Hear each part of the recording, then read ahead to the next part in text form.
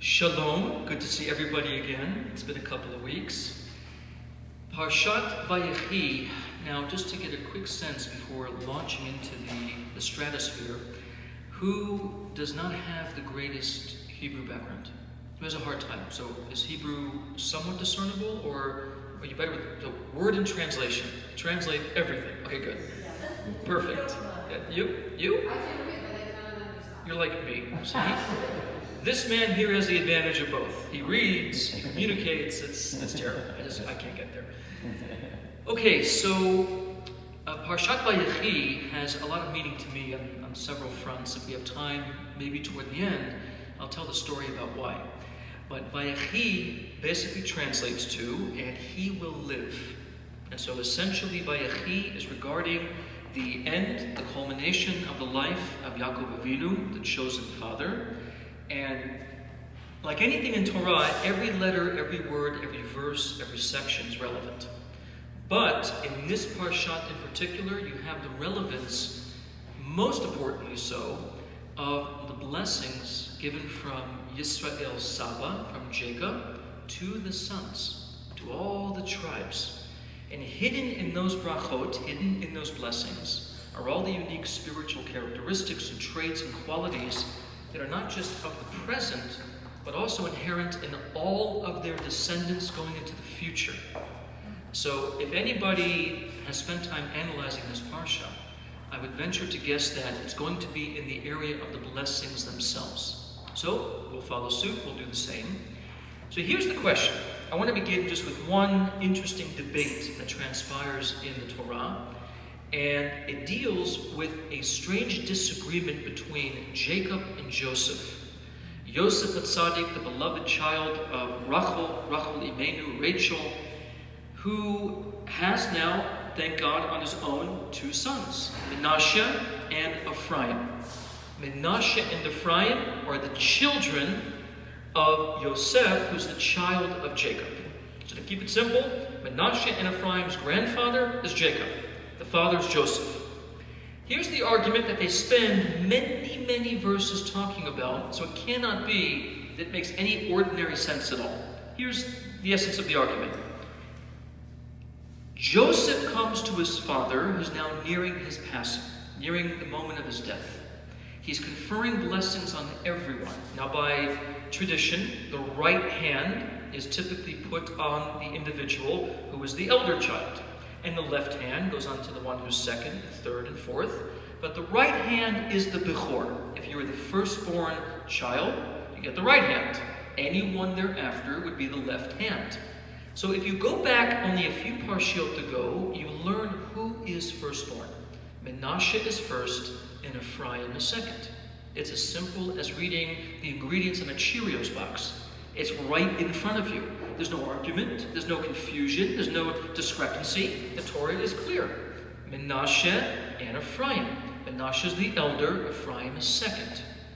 And yet, when Joseph comes to approach his father to say, bless my children, your grandchildren, I would venture to say the oddest debate of all time transpires in the Torah. Now comes the true strangeness of a debate. What happens? Joseph positions Menashe to the hand that's the right hand of his father Jacob. Why? Because Menashe is the firstborn. He puts Ephraim by the left hand. Yaakov disagrees. He says, to paraphrase, my right hand is for Ephraim, and my left hand is for Menashe. As if to say, son, by my grandfatherly expert perspective, Ephraim is firstborn, Menashe is secondborn. And a debate actually breaks out. Joseph repositions them to say, no. Menashe is firstborn and Ephraim is secondborn. And he puts them into the proper position, causing Yaakov Avinu to cross his hands to again emphasize, I am putting the right hand, the hand of the Bechor, on the secondborn Ephraim. The one you call younger, I'm calling firstborn. And the one you call firstborn, I'm calling younger. So right away, you have to ask the question, there is no chance, there's no possibility that the debate here is a physical, genealogical, biological debate, because the Torah already declared it, Menashe and Ephrayim. That's the oddity of this event. It makes no sense. Of course, the grandfather knows firstborn, secondborn. Why did he insist? Why, from Jacob's perspective, is the right hand of the firstborn more focused on Ephraim, and the left hand of the secondborn is more on Menashe? Why did he switch it? What is the fight here about? There shouldn't be a fight, it's pretty clear. So, I'm just going to say it in the most simple sense. Whenever we talk about a Torah, what's called a stira, a contradiction, because the Torah is never contradicting itself, whenever these little mysteries pop up in narrative, there has to be something so deep hidden in the flow of the narrative that we have to get into even discussing. We're not talking about 3 lines. This is 10, 15, 20 lines of a debate taking place in the Parsha about who's who. So this has to be something much bigger than genealogy. It's got to go deeper than that. Why is Ephraim firstborn to Jacob and secondborn Menashe? And why to Joseph? No, the birth order is correct. Why are they seeing it so differently? Okay, so to get into all of this and so much more, I want to just emphasize one hint that people don't often think about. When the Torah speaks in language, it's speaking b'diuk, exactly what it means to say. In the midst of this debate, Jacob says, this is his focus to Joseph, his son, he says, no, understand that Ephraim and Menashe, Ephraim and Menashe, ki Reuven v'Shimon. It's as if Ephraim is like Reuven, who's the firstborn from Leah, and Menashe is like Shimon, who's secondborn. So he makes this statement. So the Torah statement is that they're equivalent, that Ephraim and Menashe are like Reuven and Shimon. The Baal HaTurim, one of the famous commentators, says, to show how the Torah is never wrong in its language, if we add together, if we take the numerical values of the names that are being mentioned here. Now, as people here already know, every Hebrew letter has a corresponding number to which it relates. If we add up Reuven and Shimon, the value is 725. If you add up Ephraim and Menashe, it's 724. They're very close to each other. So when it says these are like each other, they mean very much like each other, both in numerical expression and, as we'll learn, in quality. So, we have to ask the question now, why are we making all of these relationships? Even though the numerical flow is beautiful and aesthetic, why are they like each other? What is this debate really about? Let's start with this. The Baal Shem Tov, the founder of the Hasidic movement, has a very famous question. And the question is relevant because to anybody who thinks about what the Torah is saying, this question doesn't make any sense. After we say the Shema, which most of us, of course, in the room know, Shema Yisrael Hashem Lokeinu Hashem Echad, Hear, O Israel. Hashem is our God, Hashem is one. The immediate next verse is V'yahavta et Ad Hashem Elokecha, and you will love God your God. Ask the Baal Shem Tov, even with God, how do you command love? V'yahavta is one of the positive mitzvot. You're being told, and you will do this. It's commanded of you to love God. Ask the Baal Shem Tov, how do you command love? You can say, force yourself as if you love God, but to say you will love God implies that you can fulfill something by your will.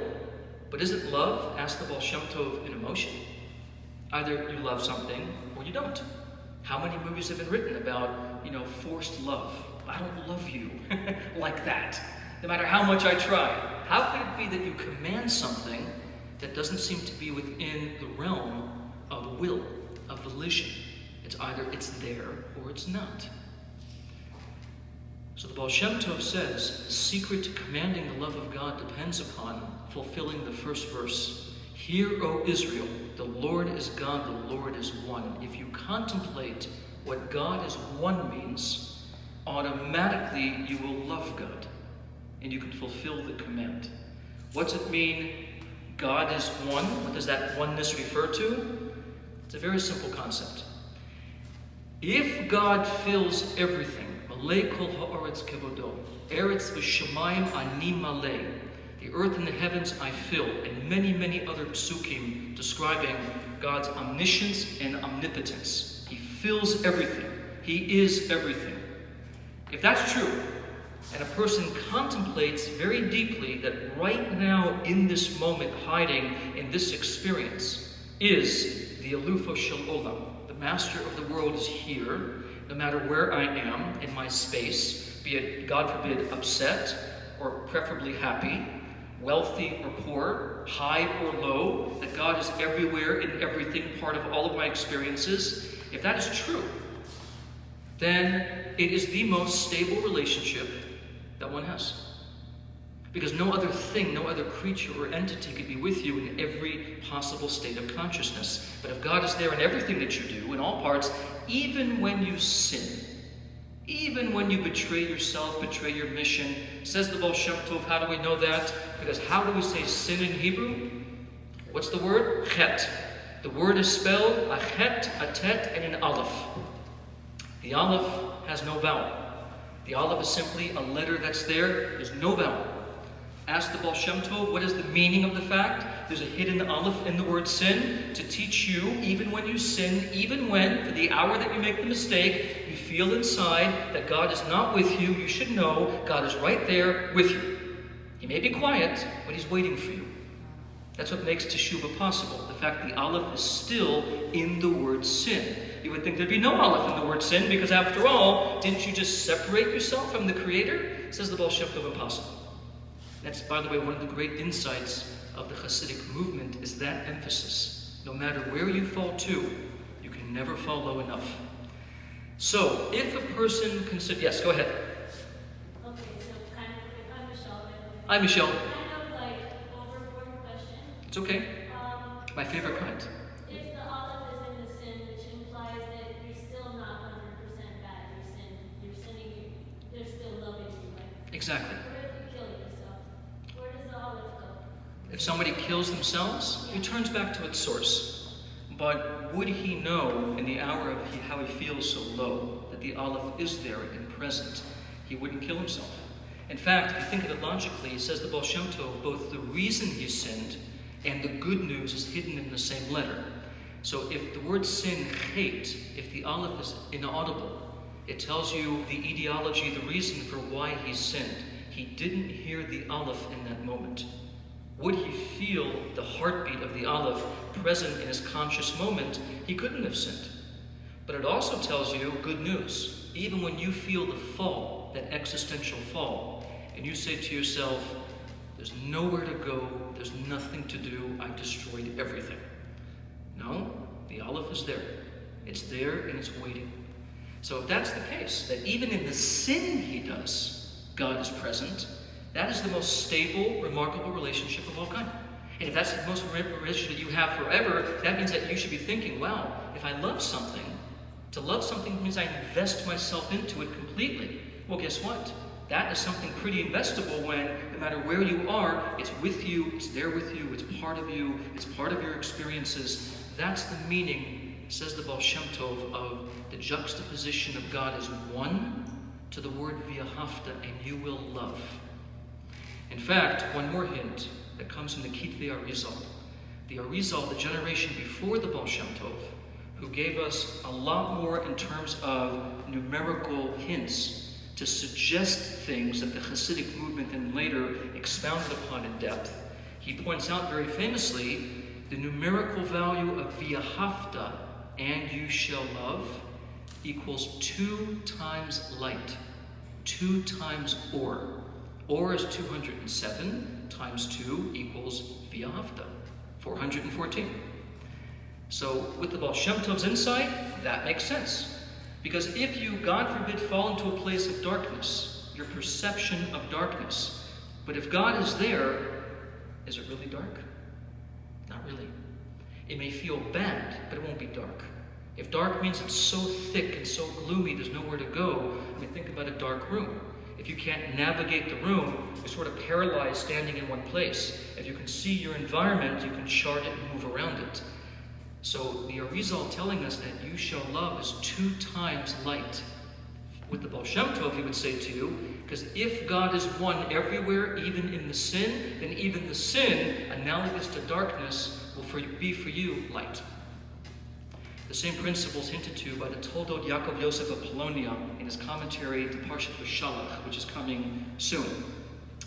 Says the Toldot, that's why in the 9th plague of Egypt, darkness, it mentions a strange statement that says, by the way, there was light in Goshen for the Jewish people.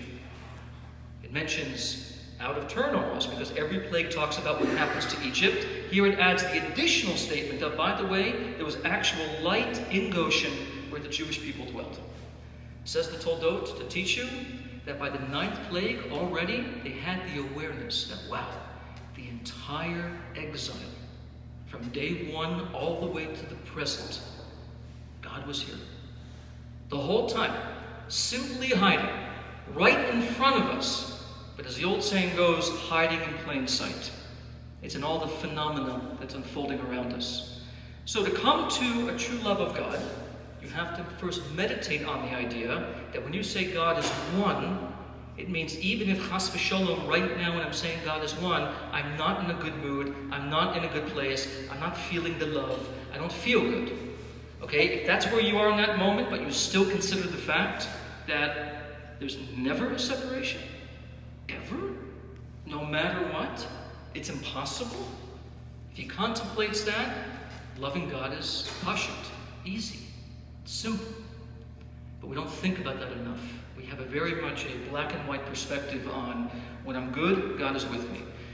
When I'm not, God isn't.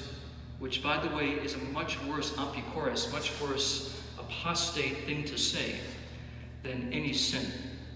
To cancel God out of a place of creation itself, to promote the idea of an empty void, is the worst of all sins according to Kabbalah and Chassidut. God is everywhere. So we can never be too depressed, never be too upset, because ultimately the bounce back is possible. Now, let's rewind a second. Reuven and Shimon. You mentioned about how Reuben and Shimon are like Ephraim and Menashe. They're related to each other. The Baal Shem Tov now answered the question how it's possible for a person to think about God to the point of loving God, even by command. It'll be easy for you. In the Hasidic writings, the Mittler Rebbe, one of the deepest thinkers of the whole Hasidic movement, that wrote over 30, 40 books in a very small period of time.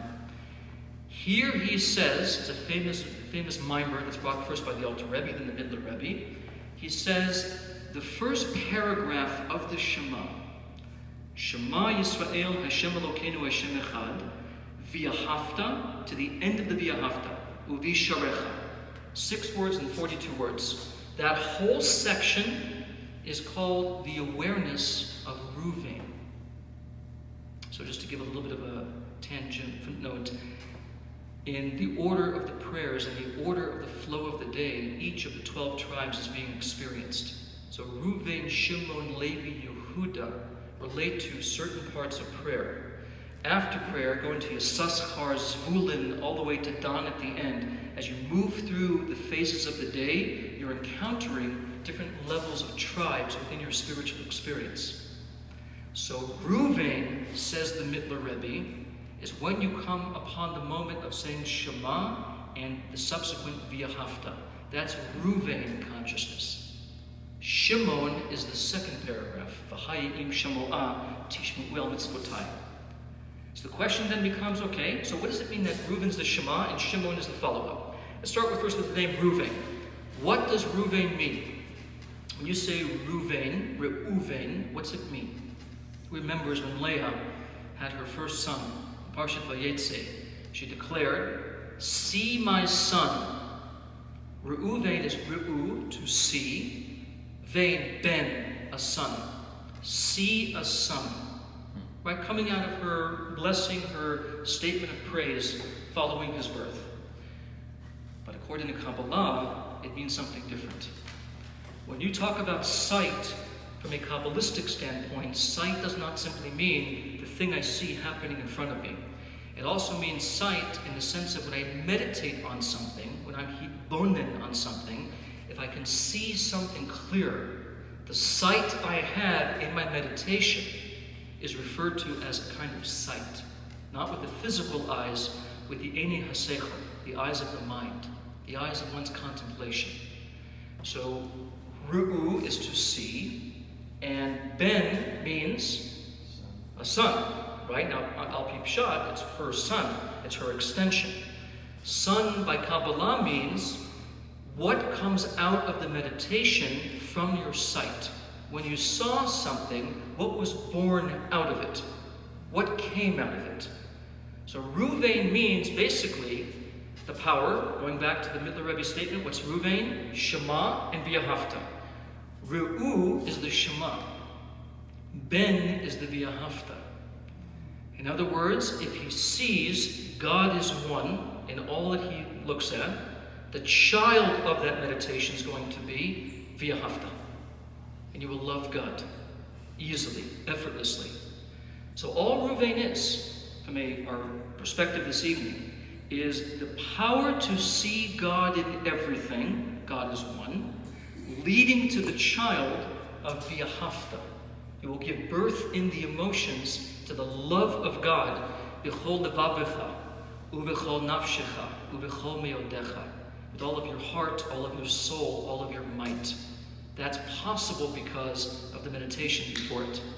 So, if I walk about in the course of my day, and I'm thinking 24/7 God is one, and I'm seeing in the people, the places, the events, my experiences, the godliness unfolding in things, where am I in terms of my spiritual orientation? Where am I? If I'm able to achieve this remarkable experience, even for one day of my life, that the entire day, Ru'u Vein, I can see God in all things, I can find God in all things, I can uncover, as the Baal Shem Tov calls the hide and go seek game, I can find him hiding in everything, and I have this tremendous love of God. Where does that put me? Where am I now? I'm not here. Because in this world here, it's a world that's called Arba Me'od Levushim, 400 garments of concealment. This is a hidden place. Well, if I'm no longer having a problem seeing God, I'm by definition not here. I've transcended the concealment that's endemic to the world. In fact, this is why we say in Kabbalah and Chassidut that what is the word world in Hebrew? Olam, like Melech HaOlam. The root is Ne'elam, concealment. It hides things. It hides the truth. Even, by the way, in medicine, same thing. In oceanography, they will often say in the first chapter, looking at the whole geography of the world, most of the world's geography is not seen on land. It's really the ocean floors. If you can't see the ocean floors, you can't really have a true sense of the natural geography of our planet. You might mistakenly think it's what you see on the surface of the water, the land. It isn't. The great majority is hidden beneath the waters in that Alma de Ecasia concealed world below. You have to have submarines and cameras, all kinds of equipment to find it. But the majority of the world, even physically, is concealed. So, okay, if I move about and I'm finding God in everything, I've transcended concealment. I'm no longer there. It doesn't exist for me. So what is the danger of living like that? I walk out of the shul in the morning, I'm feeling great, I'm walking around all day with God, I'm seeing God in everything, and I'm loving God, and I'm ecstatic. What's the danger that can come out? It sounds like an ideal place to be, right? What's the danger that comes out of an ongoing, perpetual consciousness of that nature? What's going to be your problem? Yeah, you can't really function in the physical. At some point in your aspiration to hold on to that, you're going to end up in a place where detachment from everything and everyone is inevitable. In fact, this is what the Chovot HaLevavot even says, one of the most famous works of Musar that we have, Chovot HaLevavot, Duties of the Heart. There's a whole chapter called The Gate of Separation. And it says there, in the earlier days, people did that. They were so ecstatic about God, they checked out of society, checked out, they were gone. There was no human population at all. They would go into the forests and the caves and the mountains. They didn't want to be around people. because of that propensity. If they're thinking of God always, then you, and all of this is a distraction to me. It's an annoyance to me. It's a nuisance to my trying to reach the bliss, the ecstasy of divine attachment. So the danger is, you're not going to be here. You will not be here. So what do you then have to do? What do you have to do now? If the nature of a contemplator, of one who's good at hiponenut, is to transcend the physical, what must you force yourself to do? Help teach others what you've learned. So in teaching others, what do you have to do to first teach them? Communicate physically. Come back down, right? Yeah, you can't talk to them. You can't do much, right? If you're not here, nobody else knows about this. So you have to literally compel yourself to return back to a normal, stable energy level in order to transmit what you've actually attained in the run. This is why the Zohar teaches, it's a very famous teaching. It says, for those of you who can enter but cannot exit, better not enter. It's as simple as that. If it's running up into the divine, but you can't return back down to bring it to other people, better to stay here in normal than run up and never come back down. Because that would mean you're useless. You can no longer impact and transform the world. Running up and returning down. That is the dynamic equilibrium that's required in our service. So, if you run up, you must get good at reminding yourself, though it feels excellent to be in this ecstatic spiritual place, I cannot remain aloof because then I'm not fulfilling the divine mandate of Tihi Tzadik, be a Tzadik. Go into the world, be a Tzadik, keep the mitzvot, build the Dirat Taktonim. You can't do your mission. You've left it. So, in the first paragraph, Shema Yisrael Hashem Elokeinu Hashem Echad. God is one, in the highest heavens, all the firmaments, down to the earth, even here, even in this place. Ooh, v'ahavta. I feel the love now. I'm running up. I've avoided any and all adversaries because the world is no longer here. Right? The concealment is gone.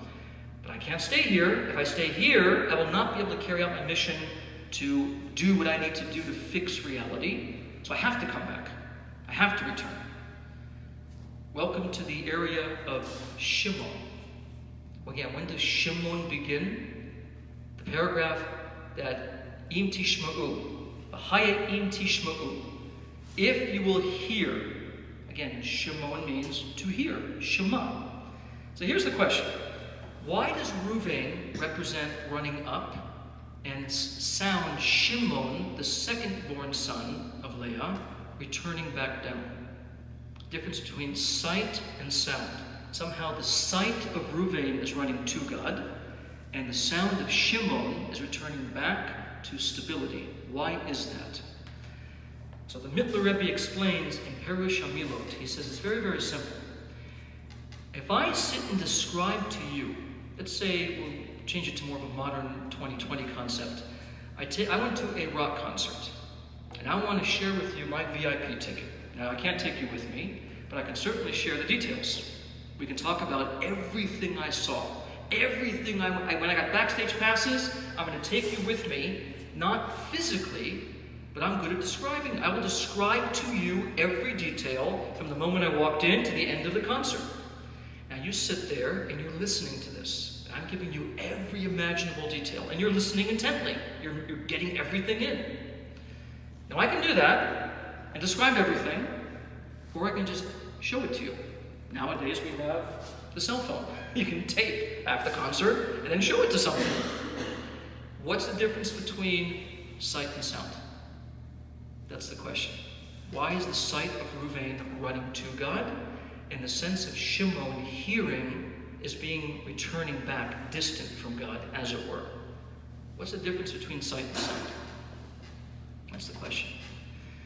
The difference lies when you see something, you're experiencing the thing as it is. It's called tofes mahut hadavar in Chassidut. To grasp the nature of it. I don't have to hear you explain this to me. I'm looking at it. I see it for myself, like at Har Sinai, giving of the Torah. The people, they saw sound, and they heard sight. They mamash saw the events. You don't have to explain it. You don't have to describe it. Just, we're there. We saw it. I'm part of it. When you see a thing, you become one with the thing. In contrast, hearing it means tofes mitziyut hadavar, to grasp the existence of it, but not the actual nature of it.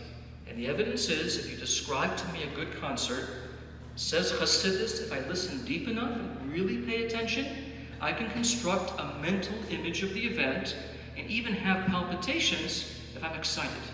I can derive that from my really good imagination, hearing what you have to say, reconstructing what I think it looks like, and deriving inspiration from that. But am I there?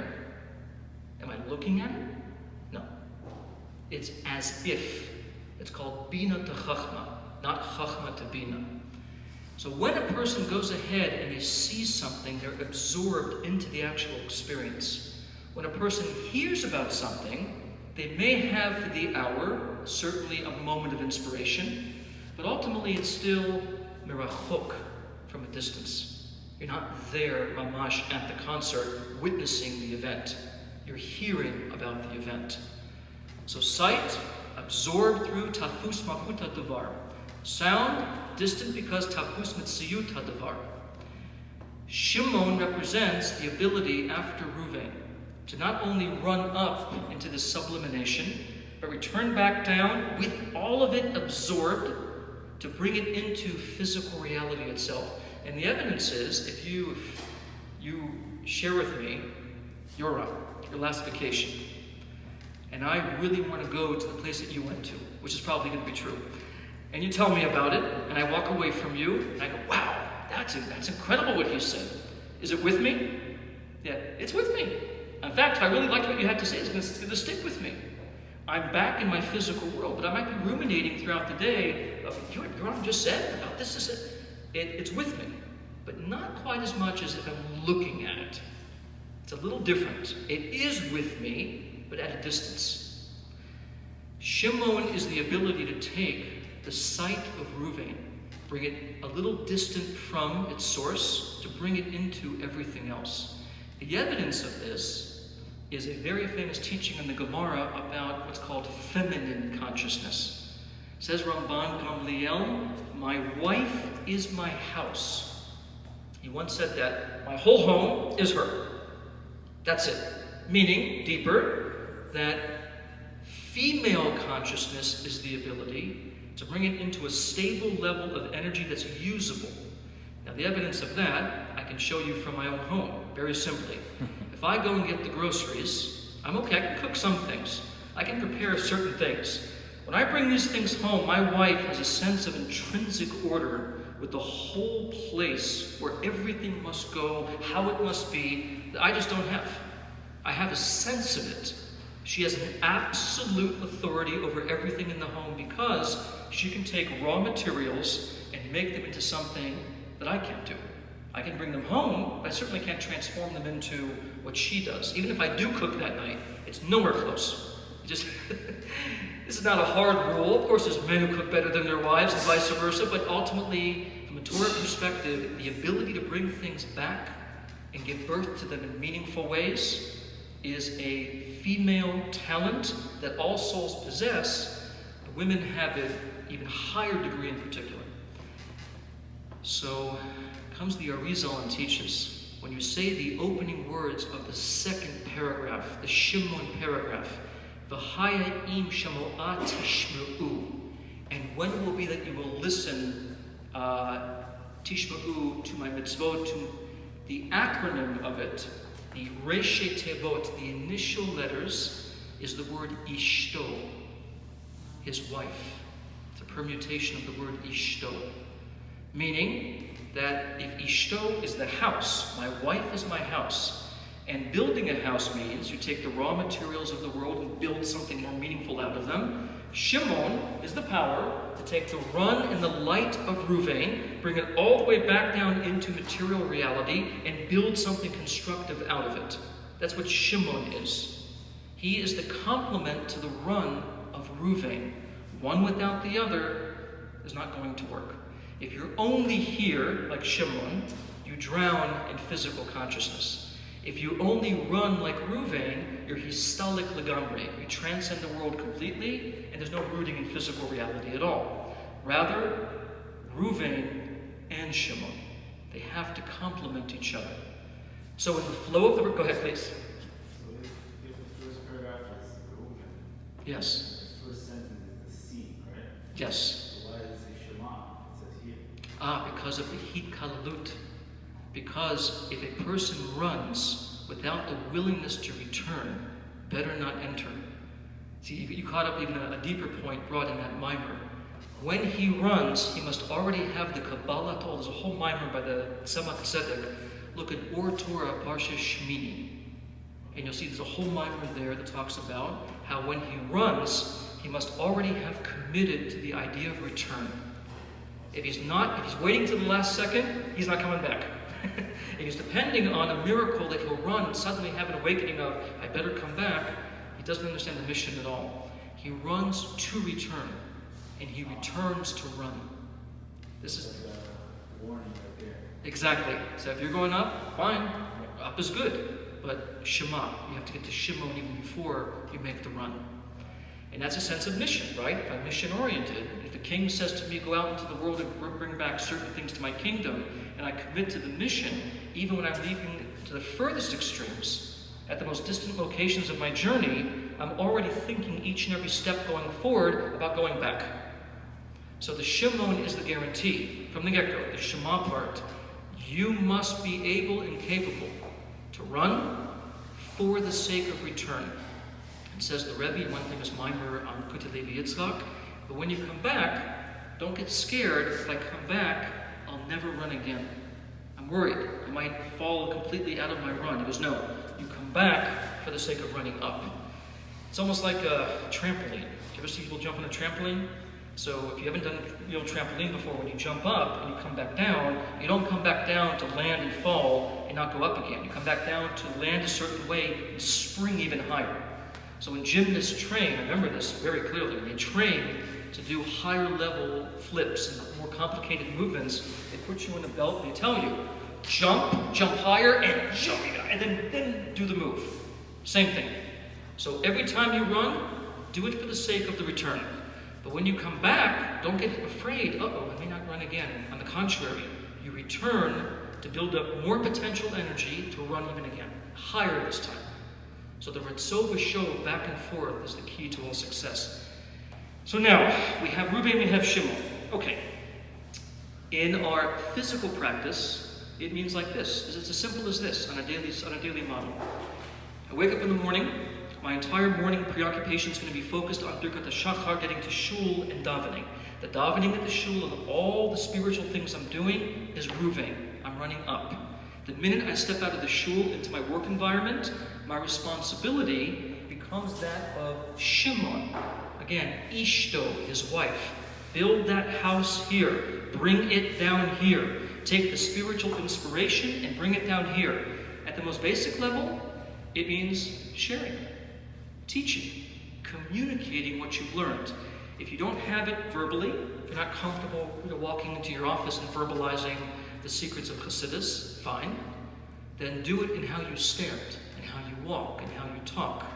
As the Rambam says, Rebbe quotes it in many places, says the Rambam, wisdom should be discernible in everything, how he eats, how he sits, how he talks, how he walks, how he moves.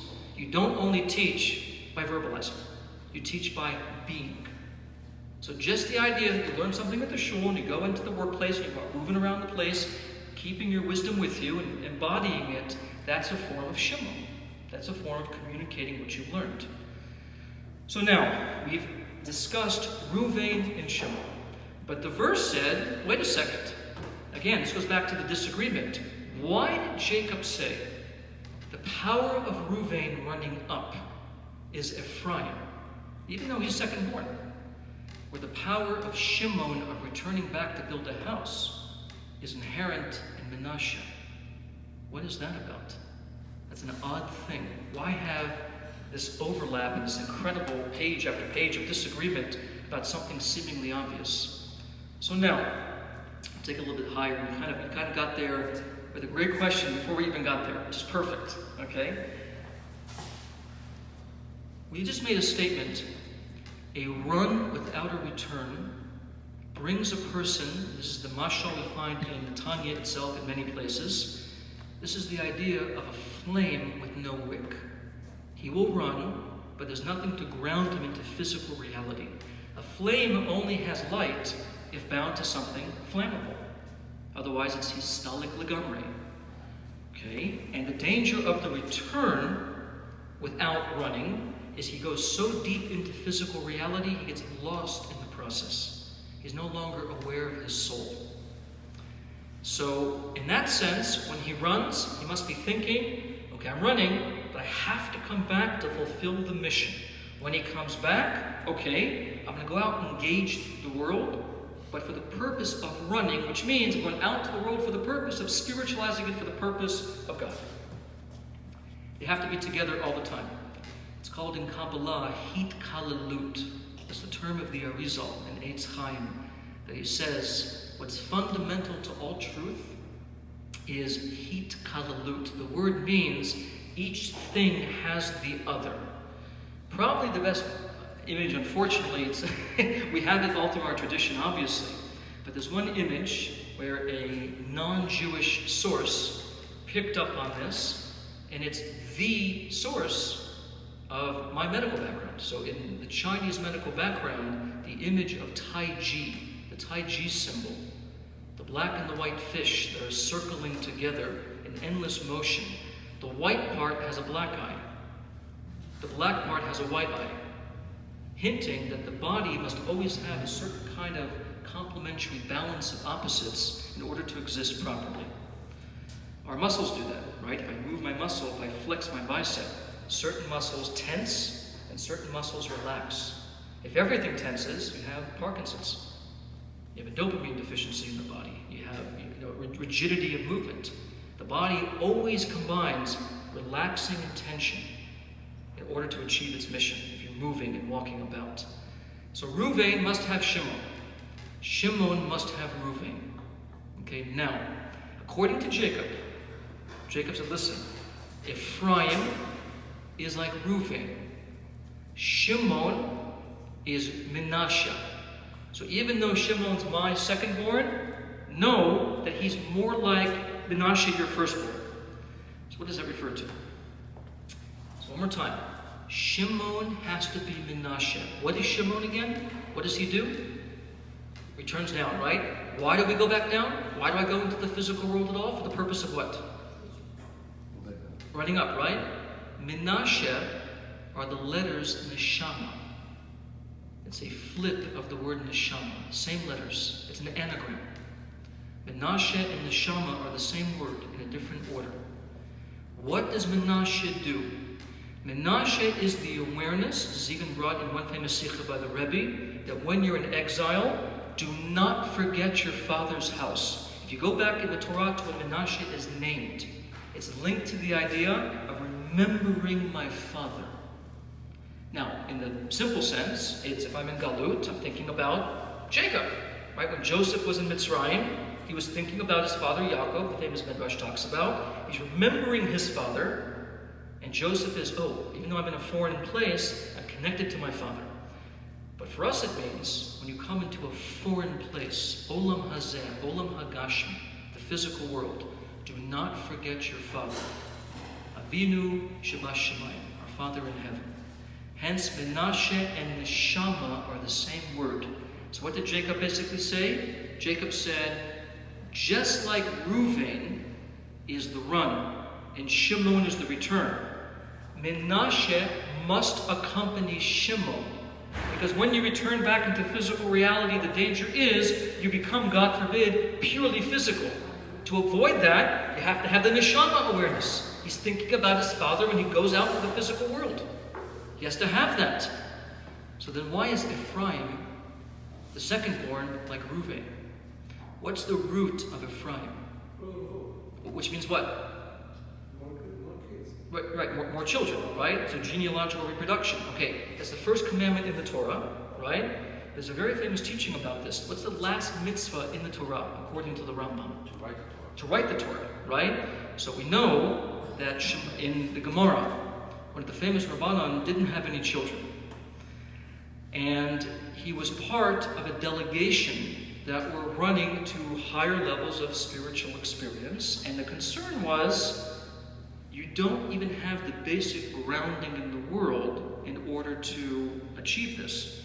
Why are you taking the chance? You may run and never return. So he responded, all of my chidushim are my children. Because he connected the last mitzvah to the first mitzvah. Because I'm a great scholar, and I'm in the Torah making innovations all the time, and if every innovation is a new child of awareness, I am doing Puru Uvru. But here, didn't turn out so well. You had to have it physically as well. But the point is Ephraim is the idea of reproduction. So it means what? Physical, right? Which means you're where? To be Ephraim, where do you have to be?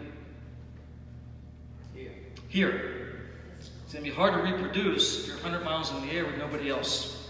And if you figure that part out, let me know. Haven't seen it yet, so you should just know that others are required as part of that. So therefore, that's Christianity, exactly. So in the case of the concept of Ephraim, if he means Peru Uvru, it means you're going to be here actively producing offspring. So why did Yaakov Avinu conflate this with Reuven? Because what's Reuven again? What's it? He's the run up, right? He's Ru'u. Contemplate God until you give birth to the love of God, which propels you upward. But what's the danger? It may not come back. So you have to have Ephraim as part of the run of Reuven. So Ephraim is going up, but I can't go up and forget about be fruitful and multiply, be it in physical mitzvot or be it actively having children. I have to be in the world to ensure the world continues, not in tohu, but in tikkun, to fix it. So Jacob's point of view is very simple. The objective must always be, no matter what, for every run with purpose. What is your purpose? To return. And for every return with purpose. What is your purpose? To run. In the most simple sense, let's keep it as pashut as possible. I wake up in the morning, I connect myself spiritually to my mission. How? Reuven, run up. But when I'm davening, I'm running up in order to leave the Beit Knesset ultimately, to go right into physical reality and take on Shimon. Again, what is Shimon? He remembers, he hears. Again, what does Shema mean in Yiddish? We say, Durher. You know this word? It means he hears it in a way where it's one with him. It's not just simply the mechanical act of my sound waves entering into the ear. It's you hear it and it stays with you. So Shimon is not leave the shul, leave the run and forget about the whole thing. It's he heard it. He's pulling himself back to come back into physical reality, but he keeps it with him. It's part of him. He takes it home with him. So when he goes out into the world now, the shul's going with him. He's taking it with him. But at a level he can handle and stabilize. But when you're out there, remember, chance of the avodah zarah, of falling into the trap of believing, kochi va'atzum yadi, my power, the strength of my hand, I'm doing all of this, is very possible. So what do you have to have the entire day? Okay, I'm Shimon now. I have to have the run of Reuven.